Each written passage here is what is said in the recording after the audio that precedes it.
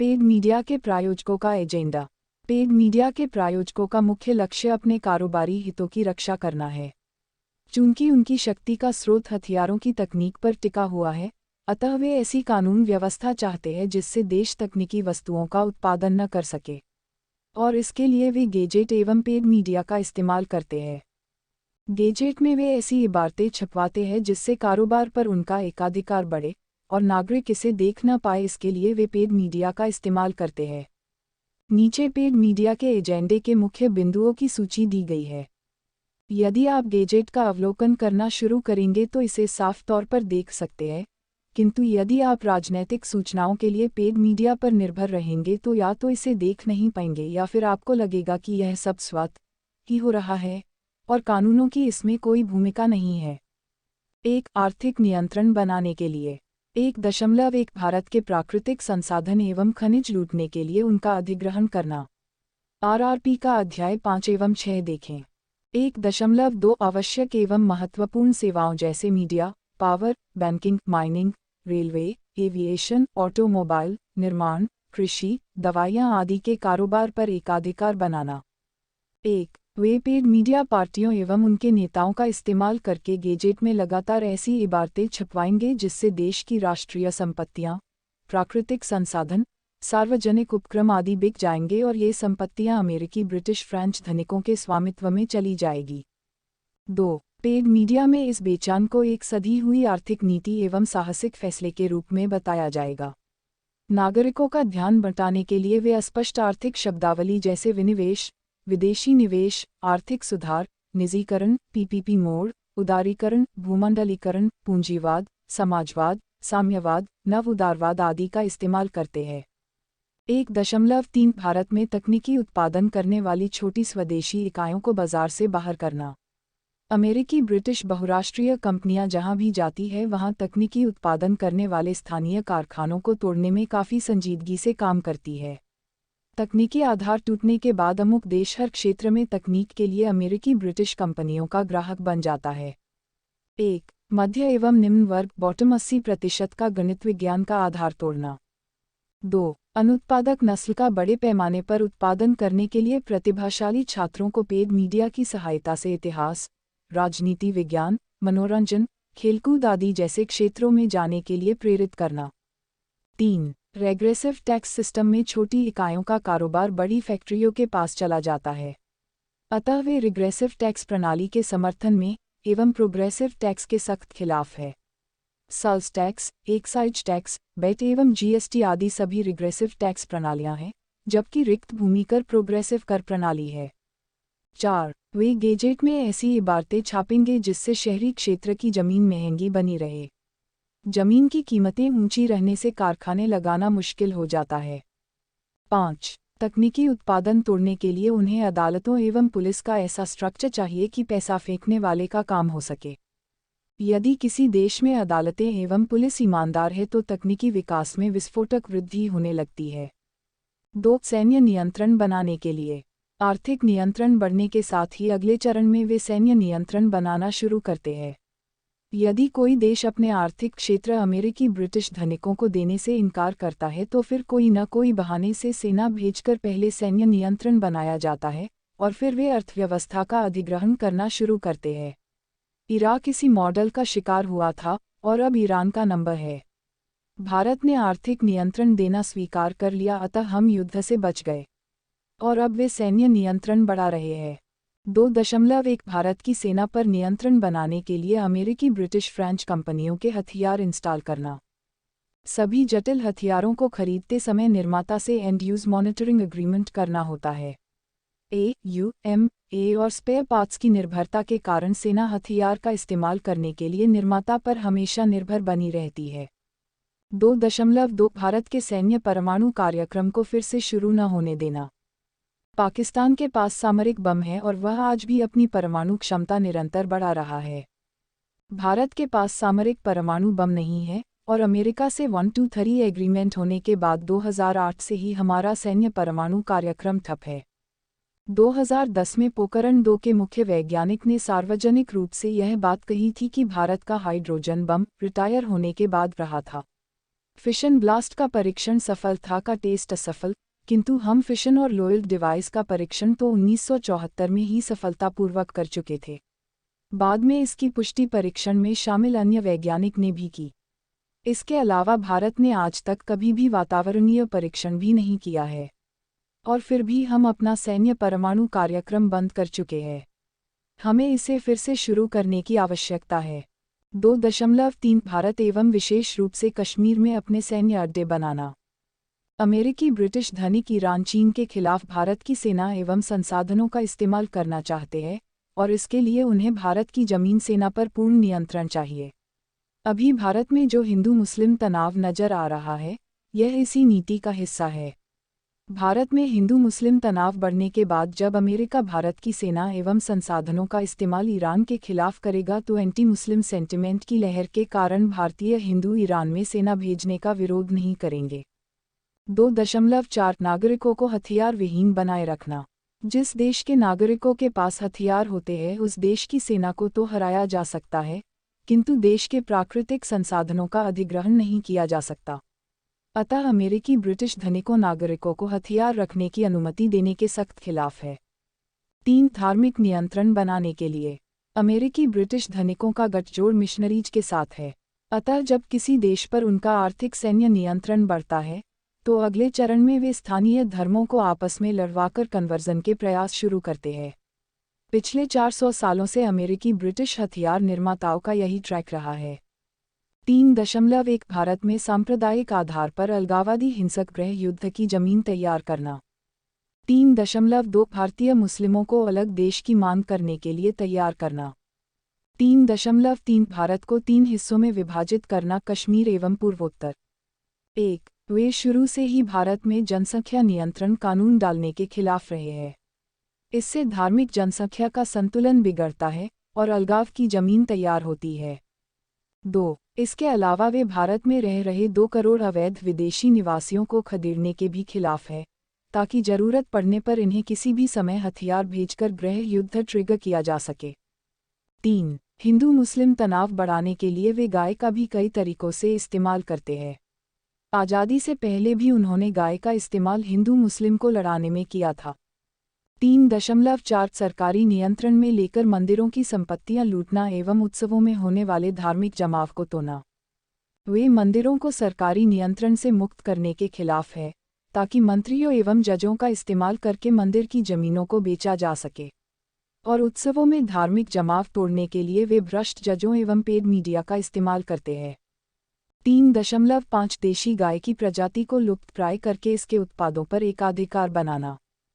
3.6 भारत में बड़े पैमाने पर कन्वर्जन करना। 4. सामाजिक एवं सांस्कृतिक एजेंडा। सामाजिक पारिवारिक कलेश, जातीय क्षेत्रीय अलगाव से उत्पादक व्यक्तियों को मानसिक एवं आर्थिक हानि होती है और समग्र देश की उत्पादकता गिर जाती है। साथ ही इसमें कारोबार एवं धर्मांतरण भी है। संस्कृति का रूपांतरण करने से धर्मांतर आसान हो जाता है। 4.1 जाति एवं नस्ल के आधार पर हिंसक अलगाव खड़ा करना। 4.2 लैंगिक आधार पर आपसी घर्षण बढ़ाकर परिवार एवं विवाह नामक संस्थाएं ध्वस्त करना। 4.3 फूहड़ता, अश्लीलता एवं नग्नता को सार्वजनिक स्वीकार्यता दिलाना। 4.4 दवाइयों पर निर्भरता बढ़ाने के लिए खाद्य पदार्थों में मिलावट को बढ़ावा देना। 4.5 अफीम एवं भांग पर प्रतिबंधों को कठोर करना। इन प्रतिबंधों से दवाइयों की बिक्री बढ़ती है और युवाओं को शराब, ड्रग आदि नशों की ओर धकेलना आसान हो जाता है।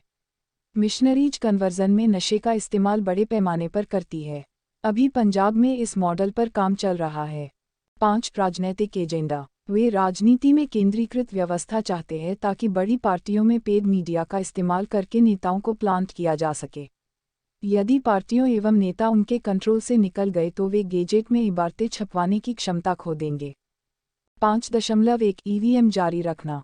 ईवीएम उन व्यक्तियों के निर्देश पर परिणाम दिखाती है जो व्यक्ति इसका प्रोग्राम लिखते हैं।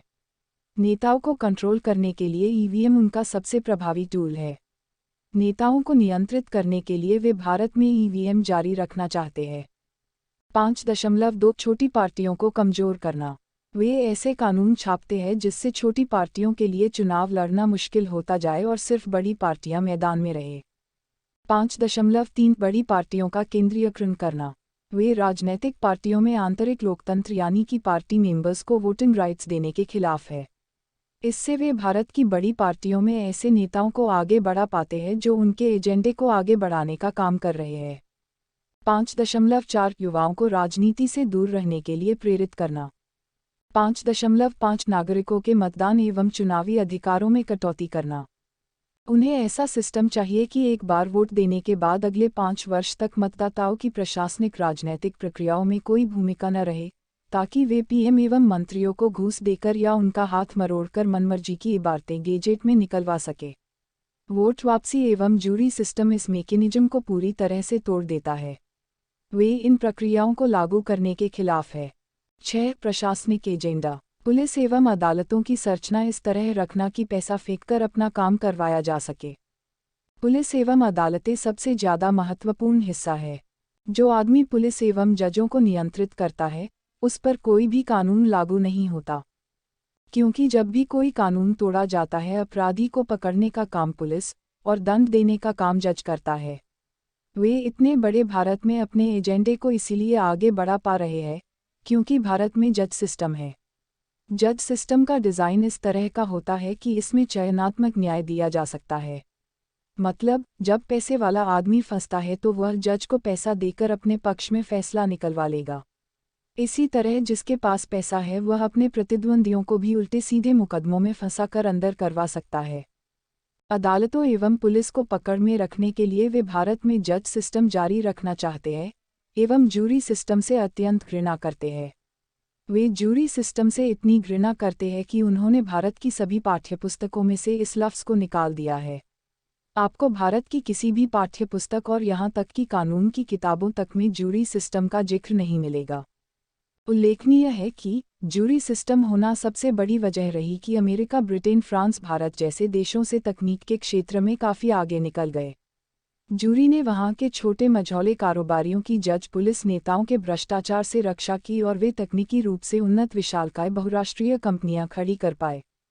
7. समाधान को टालने और समस्या से चिपके रहने वाले लोगों को चिन्हित करना। आप पिछले 20 वर्षों का अवलोकन करें तो देखेंगे कि तमाम सत्ता परिवर्तनों के बावजूद गाड़ी इसी दिशा में आगे बढ़ रही है और आगे भी गाड़ी इसी दिशा में जाएगी। पेड मीडिया में जितने भी चेहरे आप देखते हैं वे पेड मीडिया के एजेंडे को आगे बढ़ाने का काम करते हैं। जो व्यक्ति या नेता या संस्था या पार्टी या बुद्धिजीवी ऊपर दिए गए एजेंडे के किसी भी बिंदु के खिलाफ जाएगा उसे मुख्य धारा के पेड मीडिया में आप फिर नहीं देखेंगे। बहरहाल, पेड मीडिया की भारत पर पकड़ कितनी गहरी है, इसे समझने का एकमात्र तरीका यह है कि ऊपर दिए हुए किसी भी एक बिंदु को चुनें जिसे आप समस्या की तरह देखते हैं, और फिर जब आप अमुक समस्या का समाधान ढूंढने की दिशा में जाना शुरू करेंगे तो आपका सामना पेड मीडिया की ताकत से होगा। जब तक आप सिर्फ समस्या से चिपके रहेंगे तब तक आप पेड मीडिया द्वारा रचे गए इस परिदृश्य को ठीक से समझ नहीं सकेंगे। नीचे मैंने एक बिंदु को आधार बनाकर उन कदमों के बारे में बताया है जिन्हें उठाकर आप जान सकते हैं कि कौन से नेता, कार्यकर्ता, पार्टियां, बुद्धिजीवी आदि पेड मीडिया के एजेंडे को आगे बढ़ाने की दिशा में काम कर रहे हैं। बॉटम 80% का गणित विज्ञान का आधार तोड़ना। सबसे पहले यह तय करें कि क्या आप गणित विज्ञान के गिरते स्तर को एक समस्या मानते हैं। यदि आप इसे समस्या नहीं मानते हैं तो ऐसे किसी अन्य बिंदु को चुन सकते हैं जिसे आप समस्या मानते हैं। वैसे भारत के अधिकांश नागरिक इसे एक समस्या की तरह नहीं देखते हैं, और इसे समस्या के रूप में इसलिए नहीं देखते क्योंकि पेड मीडिया ने उन्हें इसी तरह की पुड़िया दी है। 1990 से पहले तक भारत में गणित विज्ञान का स्तर आज के मुकाबले काफ़ी बेहतर था, जिसे तोड़ने के लिए धीरे धीरे उन्होंने गेजेट में कई इबारतें छापी। और जब भी वे गणित विज्ञान का पाठ्यक्रम सरल करते हैं तब इसे पढ़ाई के बढ़ते बोझ से जोड़ देते हैं। पेड मीडिया पार्टियों के नेताओं एवं कार्यकर्ताओं से सोशल मीडिया पर सार्वजनिक रूप से नीचे दिया गया प्रश्न पूछिए। भारत में गणित विज्ञान का स्तर सुधारने के लिए आप गेजेट में जो इबारत छपवाना चाहते हैं, कृपया उसका ड्राफ्ट मुझे सार्वजनिक रूप से उपलब्ध करवाएं। यह प्रश्न सुनकर बहुधा वे आपसे इस आशय की बात कहेंगे कि हमारी पार्टी प्रत्येक छात्र को गुणवत्तापूर्ण शिक्षा मुफ्त में देगी एवं सरकारी स्कूलों में सुधार लाएगी। तब आप उनसे स्पष्ट रूप से कहिए कि श्रीमान, मुझे न तो गुणवत्तापूर्ण शिक्षा में रुचि है नहीं मुफ्त शिक्षा में रुचि है। मेरी रुचि सिर्फ गणित विज्ञान का स्तर सुधारने में है, और मुझे सिर्फ उस ड्राफ्ट में रुचि है जिसे गेजेट में छापने से आपके हिसाब से गणित विज्ञान के स्तर में सुधार आएगा। कृपया इस बात को नोट करें कि पेड मीडिया के प्रायोजक अपना एजेंडा आगे बढ़ाने के लिए गेजेट की इबारतों का इस्तेमाल करते हैं। यह बेहद जरूरी है कि आप गेजेट में आने वाली इबारत यानी ड्राफ्ट पर फोकस करें। यदि आपने अपनी चर्चा को ड्राफ्ट एवं गेजेट से ज़रा भी इधर उधर होने दिया तो वे आपको बुता देने में कामयाब हो जाएंगे और अपनी बकवास में आपका सालों तक ऐसा टाइम पास करेंगे कि आपको पता भी नहीं चलेगा। वे लगातार बात को ऐसे खांचे में ले जाने की कोशिश करेंगे कि ये दो शब्द ड्राफ्ट और गेजेट चर्चा से बाहर रहे। तो जैसे ही वे चर्चा को पटरी से उतारते हैं, आप तुरंत फिर से इस ट्रैक पर लौट आइए कि मुझे गणित विज्ञान का स्तर सुधारने की वह इबारत चाहिए जिसे आप गेजेट में छापने का समर्थन करते हैं। यदि आपके पास इबारत है तो मुझे दो, वरना इस बिंदु पर आगे बात करने का कोई फायदा नहीं है। और यह साबित है कि आपको गणित विज्ञान का स्तर सुधारने में कोई रुचि नहीं है। आप नोट करेंगे कि यदि आप ड्राफ्ट की चर्चा पर टिके रहते हैं तो अब अमुक नेता, कार्यकर्ता, पेड बुद्धिजीवी आपको न तो कोई जवाब देगा और न ही आपसे शिक्षा आदि के बारे में कोई डिस्कस करेगा। अब आप इसे और भी अच्छे से समझने के लिए अगला कदम उठाए। आप वह ड्राफ्ट जुटाए जिसे गेजेट में छापने से भारत में गणित विज्ञान का स्तर सुधरेगा। और फिर आप अमुक व्यक्ति, नेता, कार्यकर्ता, पेड बुद्धिजीवी को अमुक ड्राफ्ट देकर कहिए कि मेरा मानना है कि इस इबारत के गेजेट में आने से भारत में गणित विज्ञान के गिरते स्तर में सुधार आने लगेगा। तो क्या आप इस ड्राफ्ट का समर्थन करते हैं? यदि अमुक व्यक्ति आपके द्वारा प्रस्तावित ड्राफ्ट का विरोध करता है तो फिर से उससे ड्राफ्ट मांगिए। उससे कहिए कि ठीक है, मेरा ड्राफ्ट यदि कमज़ोर है तो आप अपना ड्राफ्ट बताइए। तो बहुधा वे कहेंगे कि मेरे पास इस समस्या का समाधान करने के लिए कोई ड्राफ्ट नहीं है और हम तुम्हारे ड्राफ्ट का भी समर्थन नहीं करते। मतलब वे फिर से समस्या को डिस्कस करने के ट्रैक पर चले जाएंगे ताकि ड्राफ्ट विहीन चर्चा जारी रखी जा सके।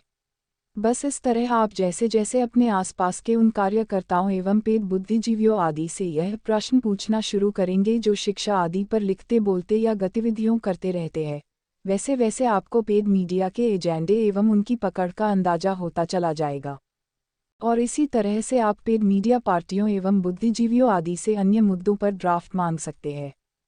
उदाहरण के लिए यदि कोई कार्यकर्ता, नेता, बुद्धिजीवी गौ हत्या का मुद्दा उठा रहा है तो उनसे कहिए कि वे गौ हत्या रोकने के लिए कौन सा ड्राफ्ट गेजेट में प्रकाशित करने का सुझाव देते हैं।